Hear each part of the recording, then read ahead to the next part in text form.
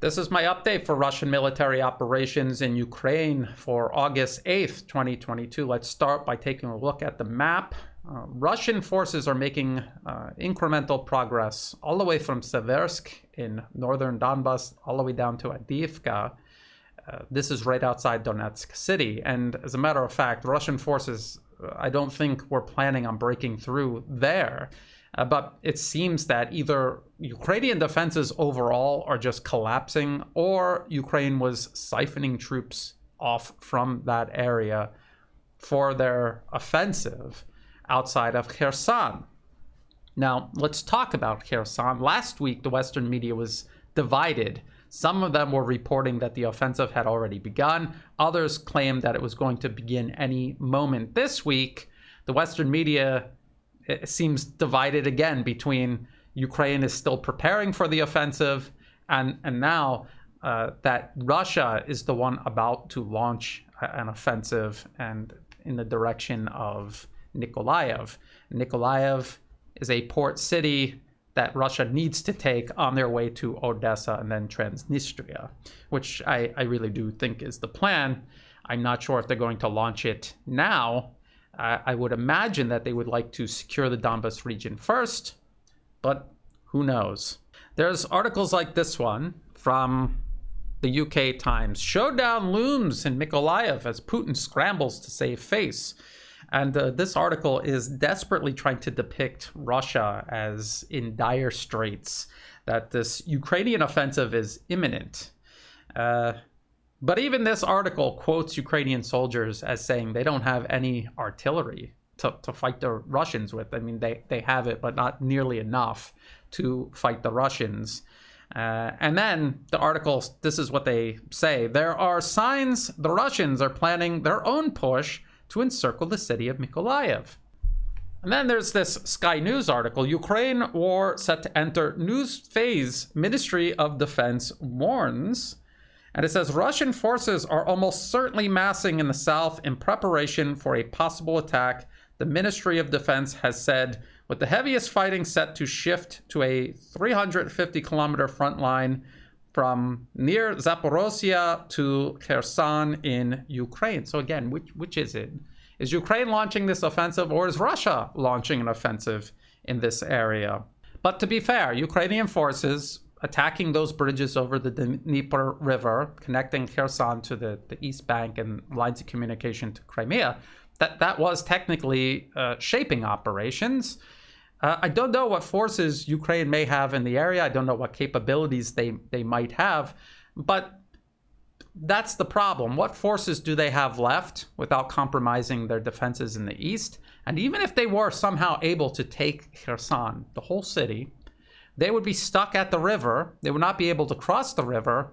And this entire offensive does not address the main Russian force, which is all the way in the east, fighting in the Donbas region. When that force is done securing the Donbas region, they're going to come to Kherson and they will take it back. And Ukraine at that point will be so depleted, they will not be able to stop it. And that force will continue to Mykolaiv, Odessa, and anywhere else it wants to go. This Kherson offensive is purely political, and a politically motivated military offensive always suffers long-term, very severe consequences, even if they do manage to make some short-term gains. Now, all of this talk about the HIMARS, U.S. rocket launchers given to the Ukrainian military, them using it to hit these bridges over the Dnieper River, the Ministry of Defense of Russia has announced that they have hit yet another HIMARS vehicle. There's a video of it. It's a little hard to tell what you're looking at there, but that is the launcher, the cab facing the top of the screen. The actual launcher itself is rotated almost 180 degrees to the rear and is elevated. And it looks like Russia has destroyed yet another HIMARS system. Now, this would be 5 by my count out of 16, which means Ukraine has about 11 left. And people who continue to talk about the HIMARS as if it is some sort of game-changing weapon platform, just remember that Russia has its own multiple launch rocket system with guided rockets that fires even further than the HIMARS does, and they have these launchers in much greater quantities, and they can carry. If the type of attack that Ukraine is carrying out with these HIMARS can win a war, Russia is going to win this war first. Now, speaking of what Ukraine may or may not have to continue fighting this conflict, or what they may or may not have to carry out this offensive around Kherson, let's take a look at this Forbes article. It seems Ukraine is struggling to form tank brigades. Again, this is the Western media writing this. And this article says the Ukrainian army's tank brigades are spread thin. That could help to explain why the army's highly anticipated counteroffensive in southern Ukraine hasn't yet picked up much momentum or even started.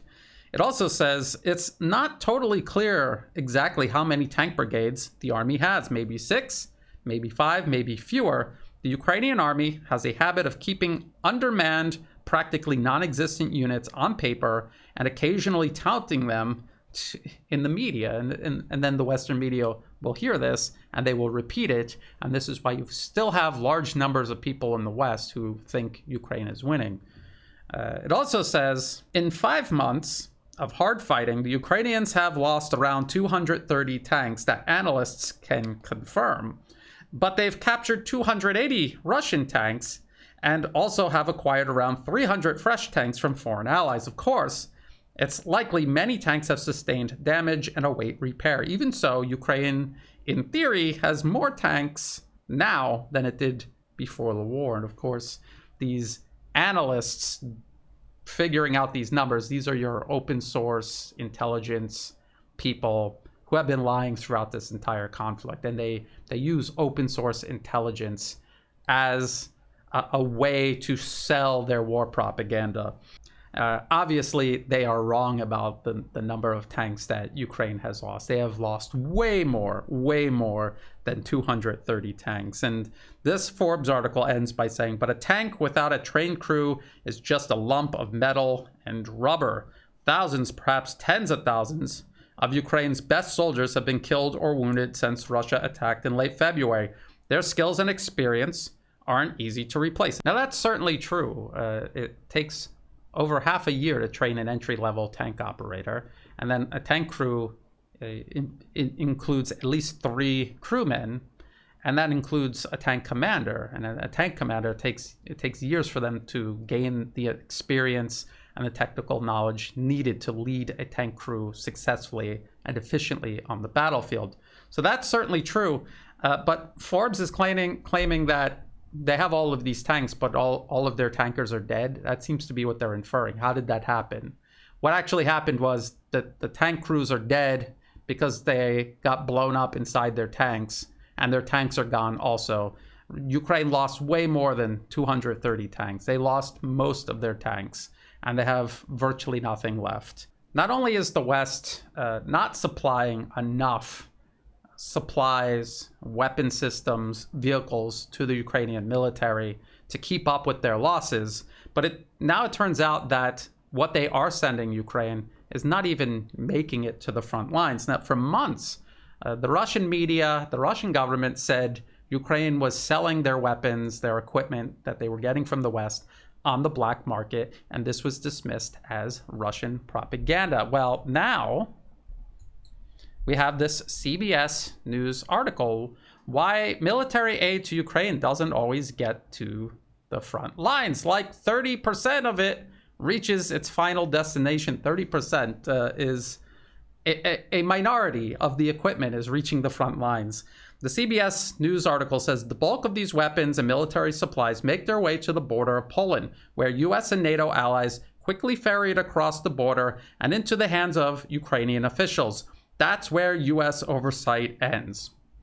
It also says all of this stuff goes across the border and then something happens. Kind of like 30% of it reaches its final destination, said Jonas Oman, founder and CEO of Blue Yellow, a Lithuanian-based organization that has been meeting with and supplying frontline units with military aid in Ukraine since the start of the conflict with Russian-backed separatists in 2014. The combination of Ukraine's constantly shifting front lines with its largely volunteer and paramilitary forces has made delivery of the military aid difficult for those attempting to navigate the dangerous supply lines to their destination.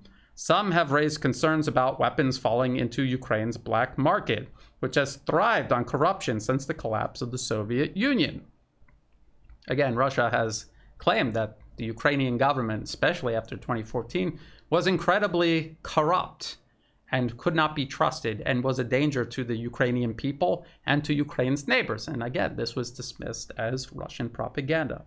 The article also says every country and every situation is very different. But certainly, if I look back, Iraq is another country where there have been cynical deliveries.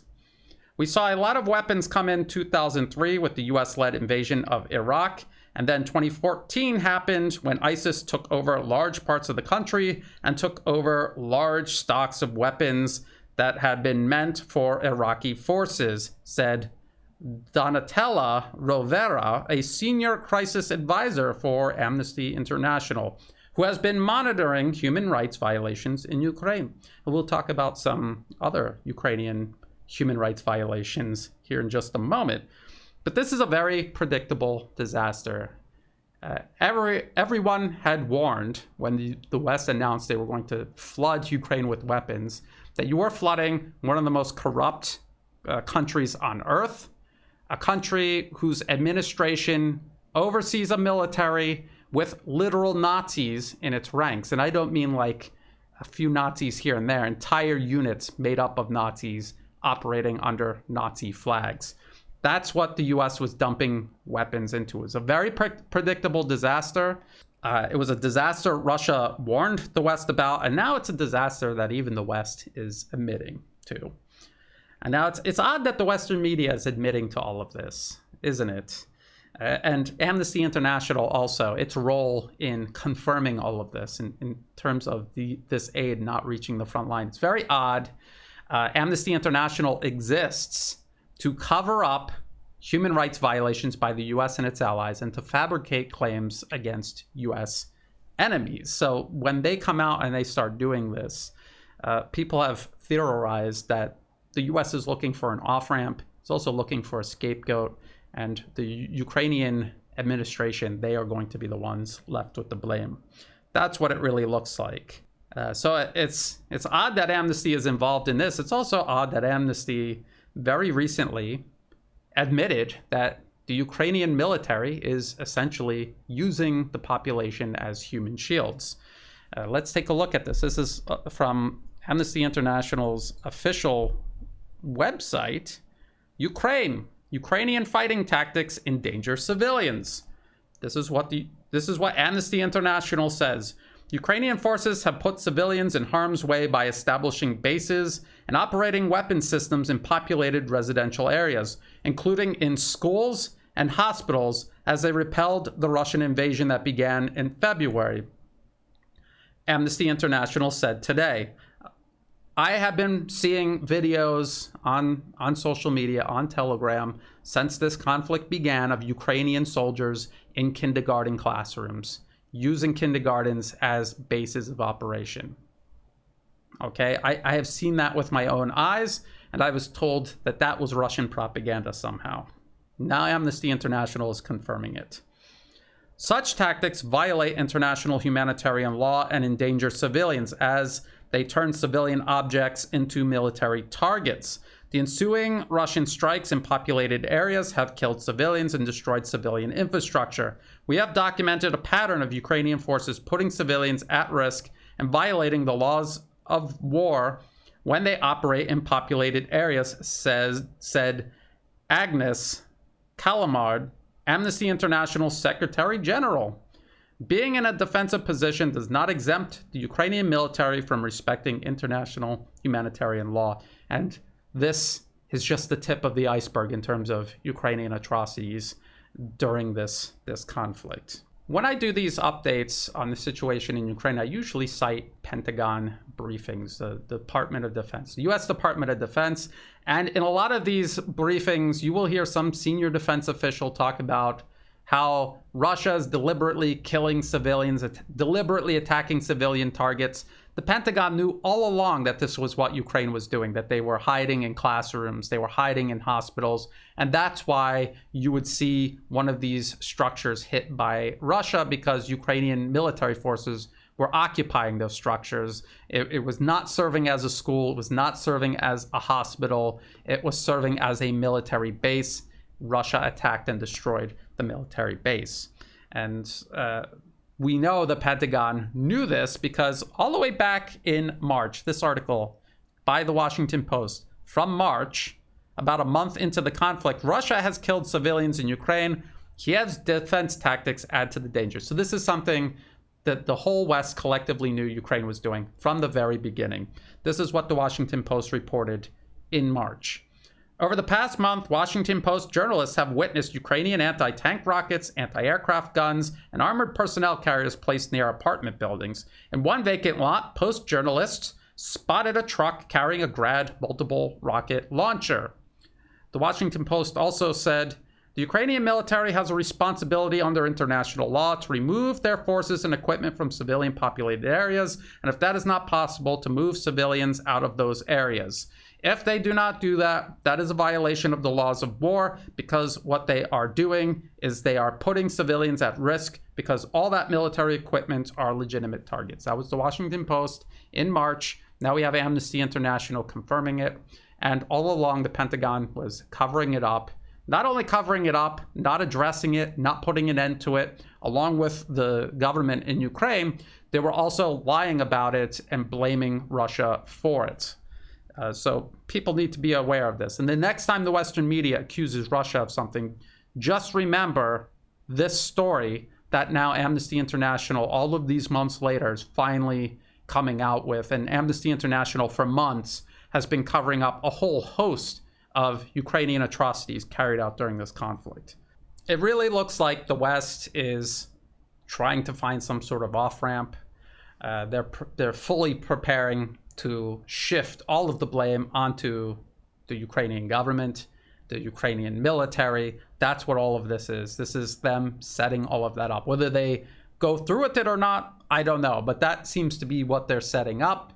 If I was in Kiev right now, I would be thinking twice about this already horrible decision that I made to get into this war in the first place. I would start thinking of my own exit ramps very soon. It might seem like it's too late to stop now, but it's never too late to stop, especially when every single day this continues, you are getting people killed. So just some things to think about. This is going to continue, I suspect. I will continue keeping an eye on it. If you thought this video was useful, please like and share. Think about subscribing to my channel. It is free to do. It helps the channel grow. If you're watching this on YouTube, and I know many people are, please check the video description below for ways you can find and follow my work elsewhere. I am on Telegram. That is a Twitter, Facebook alternative. I've been suspended from both US-based platforms. I update Telegram several times a day. I am also on Odyssey and Rumble. All of my videos on YouTube are automatically backed up on both platforms. And if for any reason I am kicked off of YouTube, I will be continuing to do videos, but on Rumble and Odyssey. In the video description below are all of the links that I used in this video, as well as for ways you can help support my work. You can do that through Buy Me a Coffee, through Patreon, and also PayPal. To everyone who has been helping, whether it's month-to-month donations, one-time donations, or even if you're just helping share my work with others, I greatly appreciate that. I could not do this work without that support, so thank you. And as always, thank you for watching.